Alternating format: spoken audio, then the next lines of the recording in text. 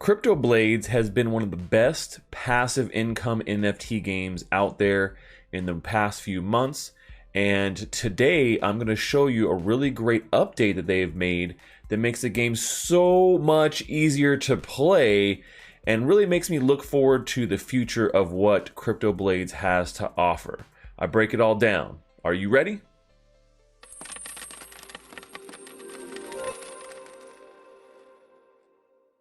Well, hey there, crypto friends. Thanks again for joining me. So today we're talking about a pretty big update to CryptoBlades, which is one of the best passive income NFT games out there.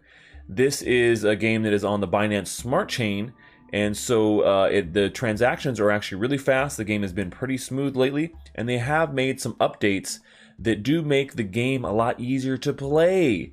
That has been one of my biggest gripes when it comes down to CryptoBlades, is that it was taking so much time to get all 4 of my characters played every day.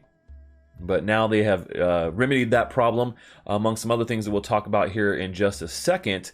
But before we get started, if you're not subscribed to my YouTube channel and you love NFTs, gaming, and earning money, make sure you hit that subscribe button and smash that like if you want to continue to maximize your profits in gaming with me. All right, let's go take a quick look at the updates that have been made here to CryptoBlades and talk a little bit about why these updates are actually a pretty big boost to your performance in the game itself. All right, so here we are on CryptoBlades, and you know, amongst some of the recent downtrend to their token, the skill token, a lot of people were really worried and panicked because, you know, now the amount of rewards that you're getting is kind of based upon, you know, some things that are you know, real world data, right? So they instituted an oracle that kind of scales some of these rewards based upon the price and based upon some other things. Before it was kind of a set thing, and people were really raking in the dough. And I kind of laughed at the fact that people thought that was going to last. This is a game that is just barely getting started. They have a huge roadmap ahead of them, in addition to you know, another kind of offshoot game of here that is going to be you know, upcoming. But they've made some quality of life changes here recently to CryptoBlades, which I think are worthy of their own video to kind of explain why I actually really love this and why it's taken you know, a little bit of time for them to get here. But I'm excited that we're here now. So if you guys have been playing CryptoBlades and you've maximized your characters, you know, like I showed you in kind of one of these previous videos, which I'll link my previous CryptoBlades video up above here. But you know, you have 4 characters. You need now you need about 2 weapons, because before, one of the big changes they made is that you know, your weapon durability was a lot less, and so I'll show you what that kind of means here. So you see each one of these weapons has a durability 20 of 20. And so a lot of people, what they were doing is they just had one good solid weapon and they could use that for all 4 characters. But now they have made each battle kind of take a little bit more durability from your weapon.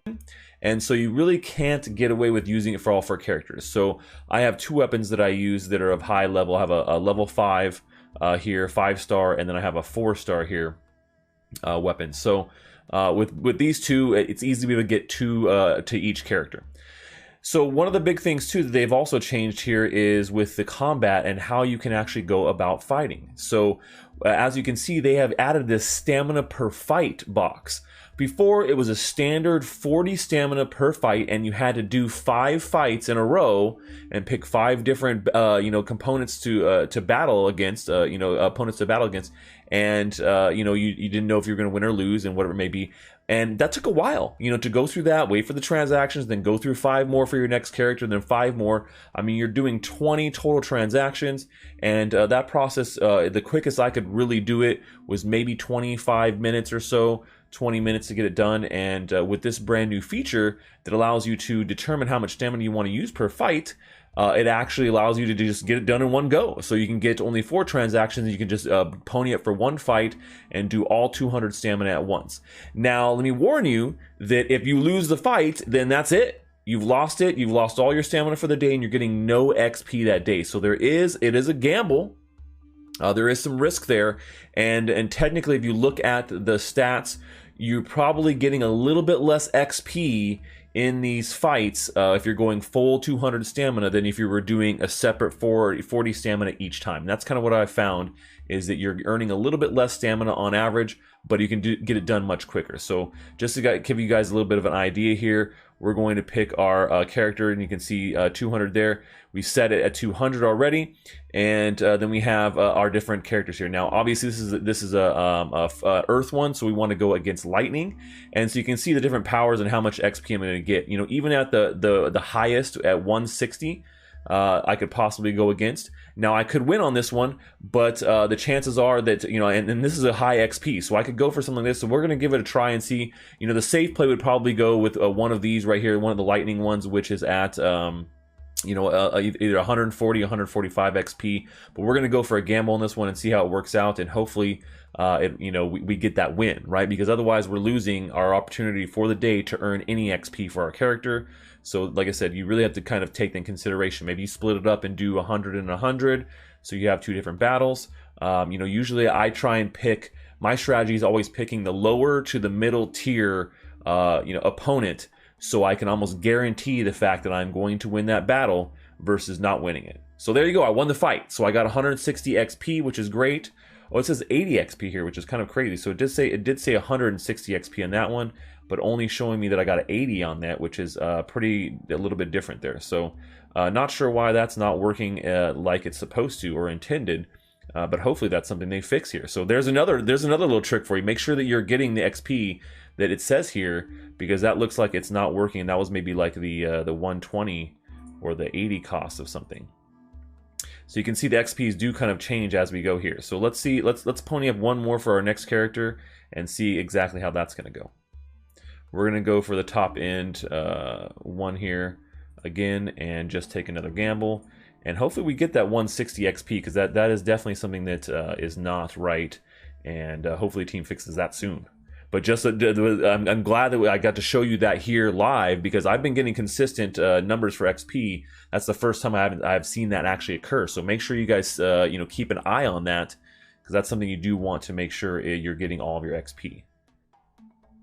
So let's see how we do in this fight here, and see if we come up on top or if it's going to be a defeat. And that's all of our stamina for the day, and we'll see if we won it or not. I won the fight, and see, once again, 80 XP. So there is some sort of discrepancy. So make sure you guys keep that in mind with this new system, that it looks like it's capping out for some reason at 80 XP. Let's give it another little test here, because this is something brand new. So, you know, I'm glad that I could bring this to your guys' attention. We're going to choose a new weapon, because you can see this weapon's about half done now. So we're going to switch over to this one, and we're going to do one that is at another one that's at we'll do 140 and see if we get half XP. Actually, let's test it and go to the 120 and see if we, because that's around the 80 XP range, and see if we get that 84 XP or if it just caps at 80, which is kind of weird there. We're testing together. That's the thing with these new these NFT games, is that, you know, a lot of these are so brand new, and they're fairly basic in form. In particular, CryptoBlades is very basic in form. So it's interesting to see kind of what happens here and these results, so we can kind of test together. So no, there you go. So we're getting about half of what it's saying on the actual battle there and for the results. So keep that in mind for your CryptoBlades battles. You know, we might want to go back to just using 40 XP there, and hopefully they'll get that worked out. But it is a big time saver, and it is something that I hope that they continue to work on and get that 200 stamina working correctly, so we can get the correct amount there. But make sure you guys stay aware of that, and you know, look at some of the differences there between what you're actually getting and what they're saying you're getting. Because we wouldn't want to keep wasting our stamina and our transaction fees and not getting the right kind of XP. All right, let me know what you guys think about CryptoBlades. If you're still playing it, if you're still making good profits on it. I'm definitely, you know, making a little bit less profit on it, but still worthy of my time, especially if they get this new stamina, you know, thing fixed, this new feature for selecting your stamina. I'm interested to hear what you guys think in the comments below. That's all we have for today, folks. Until next time, stash that crypto, friends.